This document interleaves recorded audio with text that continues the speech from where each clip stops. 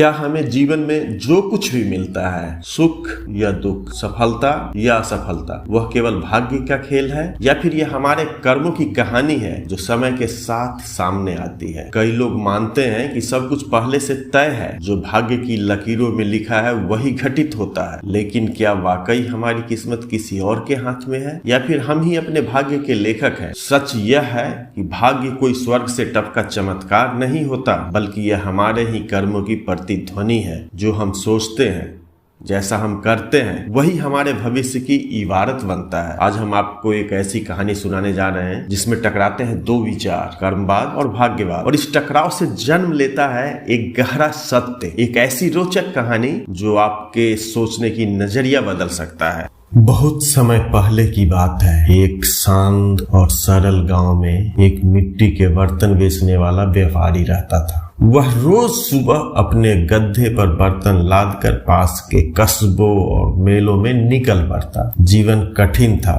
लेकिन वह कभी भी मेहनत से पीछे नहीं हटता था। एक दिन तेज धूप और थकान से टूटकर वह एक विशाल पेड़ की छांव में बैठ गया। वहीं कुछ ही दूरी पर एक साधु तप में लीन थे। वो कोई साधारण साधु नहीं, बल्कि स्वयं भगवान महावीर थे। व्यापारी ने उन्हें देखा और उनके तेजस्वी चेहरे से प्रभावित होकर उनके पास जाकर विनम्रता से पूछा, भगवान, मैं दिन रात मेहनत करता हूँ, फिर भी मेरी गरीबी नहीं जाती, और कुछ लोग बिना कुछ किए ही ऐसो आराम की जिंदगी जीते हैं। क्या यह सब भाग्य का खेल है या फिर मेरे ही कर्मों का परिणाम? भगवान महावीर ने आंखें खोली, मुस्कुराए और बोले, वत्स, यही प्रश्न तो मनुष्य को या तो आलसी बनाता है या कर्मवीर। अब यह तुम पर निर्भर करता है कि तुम किस मार्ग पर चलना चाहोगे, भाग्य पर बैठकर रोने का या कर्म से अपना भविष्य लिखने का।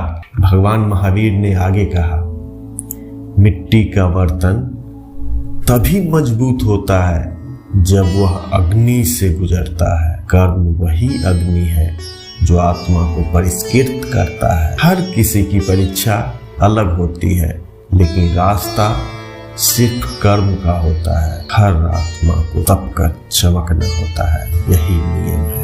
भगवान महावीर कहते हैं, भाग्य को दोष देने वाले ठहर जाते हैं, कर्म करने वाले आगे बढ़ जाते हैं। चुनाव तुम्हारे हाथ में है। यह सुनकर व्यापारी की आंखों में चमक और चेहरे पर विश्वास लिए कहता है, आज से मैं अपने कर्मों से ही अपना भाग्य बनाऊंगा। उसी क्षण उसने अपने भीतर के भाग्य निर्माता को जगा दिया। व्यापारी खूब मेहनत करने लगा और मेहनत रंग लाई।